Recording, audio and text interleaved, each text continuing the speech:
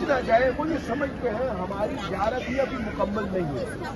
बाद में मौका मिला तो मैं आपको बताऊंगा कि वजह क्या है। देखें, ये चश्मा ना तो इमाम रज़ा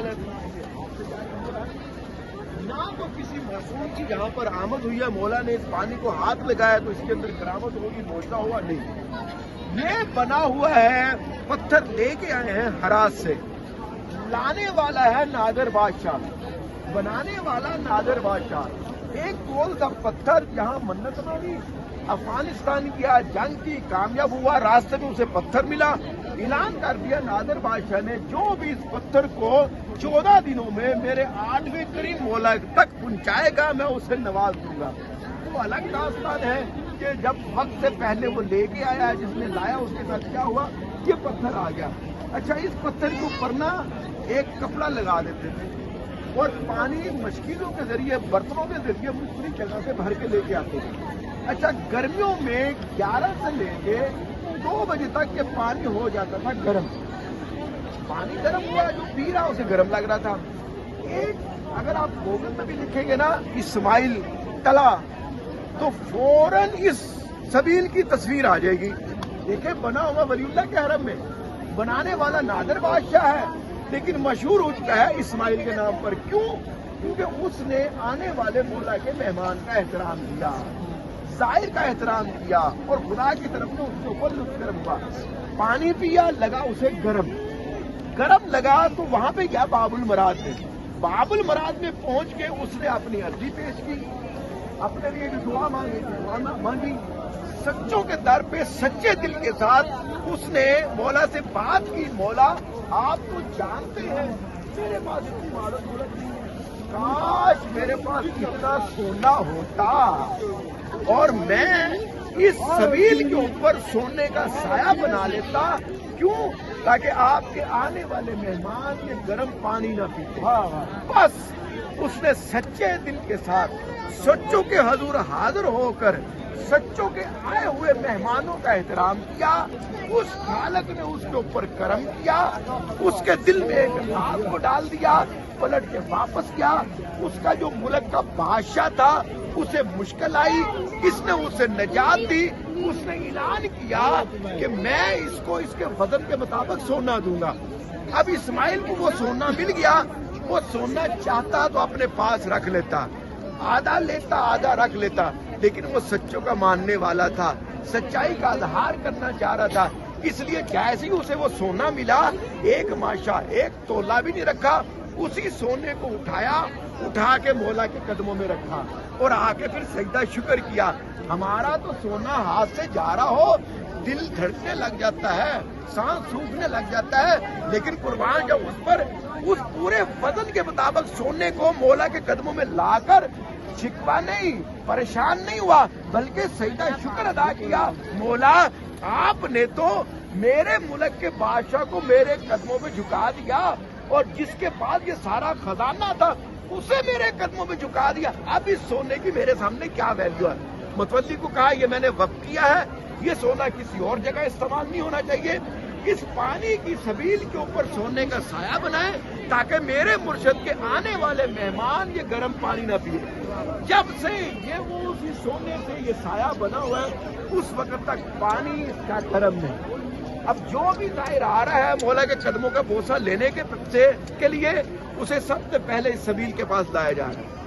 यानी जब तक ये पानी ना पी ले वो समझता है मेरी ज़ियारत मुकम्मल नहीं हुई। ज़ियारत करके वापस आ रहा है, फिर उसका दिल खींचा आ रहा है इस सबील के पास।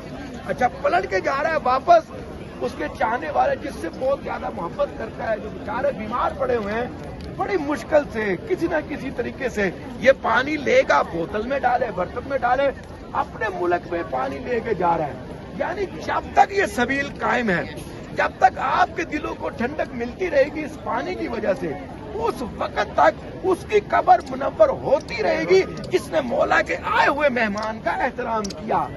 बताने का हदफ आपको मेरा ये है, ये काम आप भी कर सकते हैं।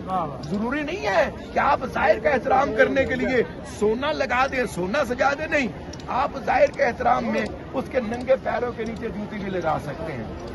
आप जाहिर का एहतराम के लिए प्यासे को पानी भी पिला सकते हैं। आप जाहिर का एहतराम करते हुए यहाँ पर मौला के हरम में, ताकि उसका सर खा के शफा पे आए, सजदे का भी रख सकते हैं, ज़ियारतनामा भी रख सकते हैं। कोई भी काम रास्ते में सफर करते हुए खड़े होने के लिए आपके पास है, सीट को बेचारा खड़ा हुआ है, उसका एहतराम करते हुए कि ये मेरे मौला का मेहमान है, आप अपनी सीट उसे देकर ये तजल्ली आपके ऊपर भी हो सकती है, ये लुत्फ आपके ऊपर भी हो सकता है। इसलिए मैं हाथ जोड़ के इल्तमास करता हूँ खुदा के लिए, इस सफर में एक दूसरे का एहतराम करें, इस नीयत के साथ ये मेरे मौला का मेहमान है, ये मेरी मौला की कनीज है।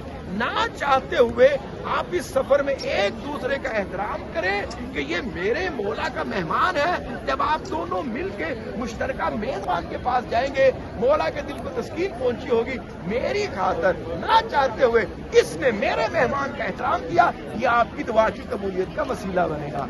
लेकिन अगर हम एक दूसरे के ऐब तलाश करते रहें, ये ज़हन में हो मैंने पैसे मिले हैं, ये बैठा ये खड़ा हो मैं बैठूं, इसे ना मिले मुझे मिले, तो फिर इस अंदाज में अगर हम एक दूसरे के ऐब तलाश करते रहेंगे, सोचिए तो सही किसके ऐब तलाश कर रहे हैं। ये मौला की कनीज़ें हैं, ये मौला के गुलाम। हम कौन होते हैं इनको कहने वाले? तुम बार बार बाजार क्यों जा रही हो, तुम बार बार उससे बातें क्यों कर रहे हो? आपको लवारस थोड़ा है, आपका वारिस है। उन्होंने किसी को इजाजत नहीं दी, खबरदार इनका मामला हमारे साथ है। हम जाने ये जाने, अगर तुमने हमारे चाहने वालों यानी जिनके दिल में हम हैं, इनके ऐब निकाल के दूसरों के सामने रुस्वा किया, याद रखो दुनिया में जो तुम्हें सजा मिलनी तो मिलनी, हमारा तल्लक उसके साथ है। तो हमारा वादा है, अगर तुमने हमारे चाहने वालों के ऐब निकाल के दूसरों के सामने रुस्वा किया, गिबत की, चुगली की, तो क़यामत के दिन अज़ाब इलाही के मुस्तक होगे। इतनी वैल्यू, खबरदार इनके दिलों में हम हैं, हमारा मामला इनके साथ है। इजाजत नहीं तुम इनके हुजूर हाजिर होकर जबान से भी गलत बयानी करो, झूठ बोलो। अगर तुमने झूठ बोल दिया इनके सामने, तो फिर क़यामत के दिन अज़ाब इलाही के लिए तैयार हो जाओ। इसलिए इल्तमास करता हूँ एक दूसरे का इस सफर में एहतराम करें और कभी किसी की ग़ीबत ना करें, तोहमत ना लगाएं, झूठ ना बोलें, ताकि मौला के हुजूर हाजिर हो, मौला के मेहमानों की तकरीम करते हुए ये आपकी दुआ की कबूलियत का सबब बनेगा।